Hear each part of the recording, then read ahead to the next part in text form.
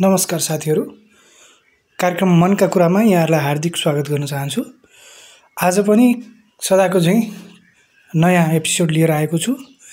तपाईँ कार्यक्रम मनका कुरा YouTube channel the agency reaction channel मार्फत हेर्दै हुनुहुन्छ र आज मनका कुरामा मैले विभिन्न सञ्चार माध्यमहरूमा भइरहेका समाचारहरूलाई एकै ठाउँमा केन्द्रित गरेर एउटा रिपोर्ट जस्तो तयार पारेको छु, जुन चाहिँ नेपालको प्रमुख मिडिया च्यानलहरू, त्यस्तै सोशल मिडिया र अनलाइन प्लेटफर्महरू मार्फत मैले कलेक्सन गरेको छु।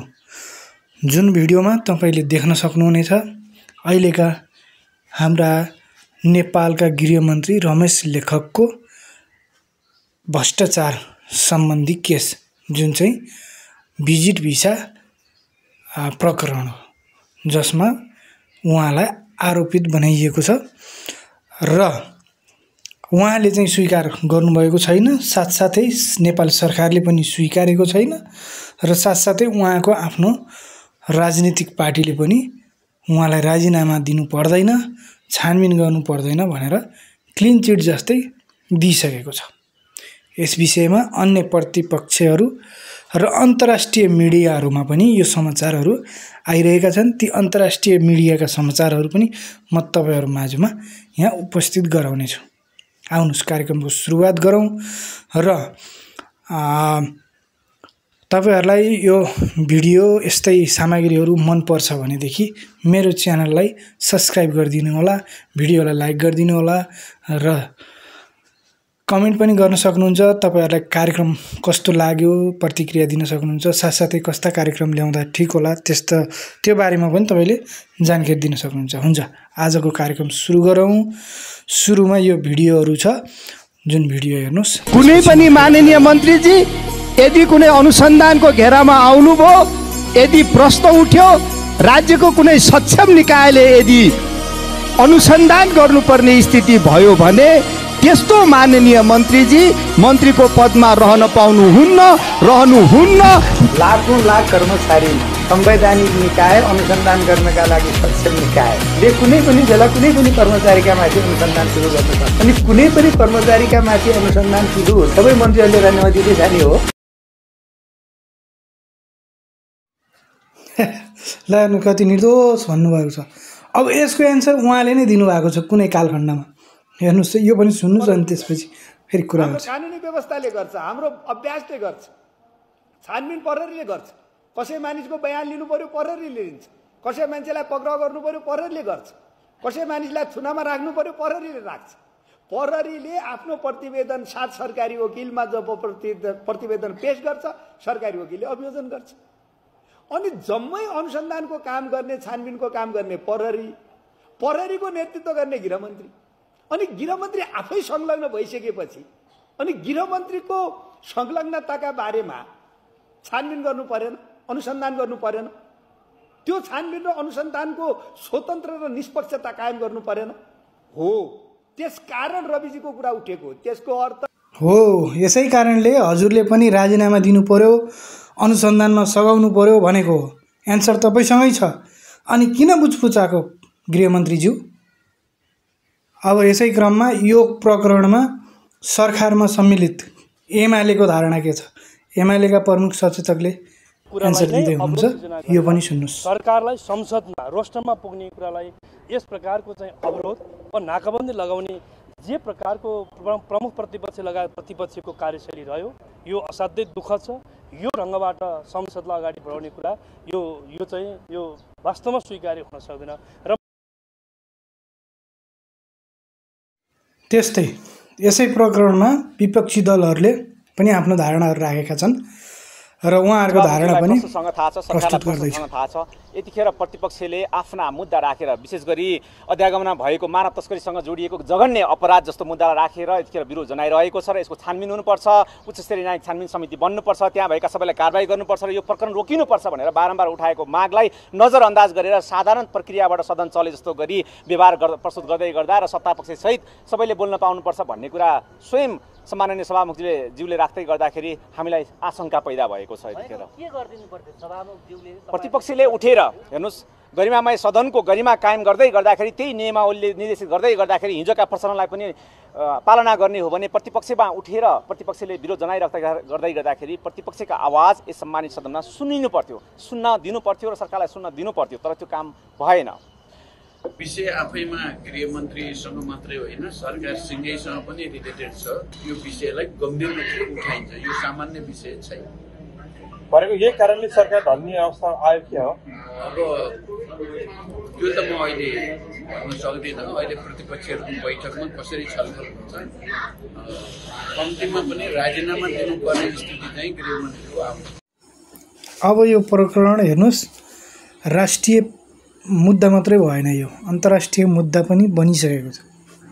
अन्तर्राष्ट्रिय स्तरमा पनि सवाल जवाफको कुराहरू भइरहेको छ। गृहमन्त्रीको भ्रष्टाचार प्रकरण जसले गर्दाखेरि नेपालको छवि पनि अन्तर्राष्ट्रिय स्तरमा नराम्रोसँग धक्का लागेको छ। मैले यहाँ प्रस्तुत गर्दैछु, अन्तर्राष्ट्रिय मिडियामा पनि नेपालको काण्डको बारेमा यसरी रिपोर्टै तयार गरेर प्रस्तुत गरिएको छ। हेर्नुहोस् यो अन्तर्राष्ट्रिय न्युज च्यानल मार्फत। Nepal's opposition parties disrupted the parliament, accusing KP Sharma Oli-led government of undermining national interest through privatization, corruption and flawed foreign policies. As soon as the parliament session started, lawmakers from the Communist Party of Nepal, or CPN Maoist Center, Rashtriya Swatantra Party and Rashtriya Prajatantra Party obstructed the proceedings, and the opposition MPs rose from their seats chanting slogans and demanding an investigation into the alleged involvement of the Home Minister in a visa-related corruption scandal.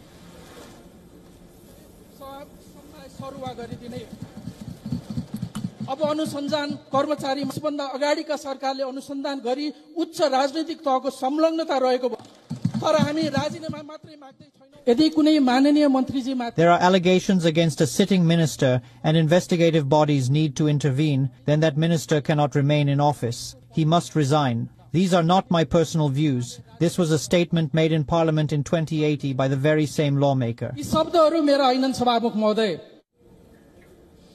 In fact, opposition protests have rocked Nepal following reports of revelations that immigration officials had been collecting bribes and facilitating illegal foreign departures using visit visas. Amid growing suspicion of the Home Minister's linked to the scam, the opposition has united in demanding resignation. In fact, the opposition has vowed to block lower house proceedings and prevent the government and the ruling party leaders from participation until Nepal's Home Minister steps down. The development comes after the Commission for the Investigation of Abuse of Authority raided the immigration office at the international airport on May 22nd, and officers detained immigration chief and joint secretary and confiscated critical documents.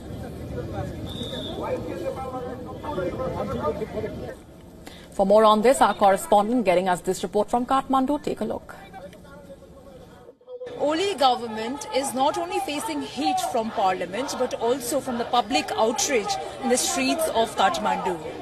Student unions here in the capital have gathered wearing black bands to mark their protest against the government, demanding resignation of the Home Minister for his alleged involvement in the visit visa scam.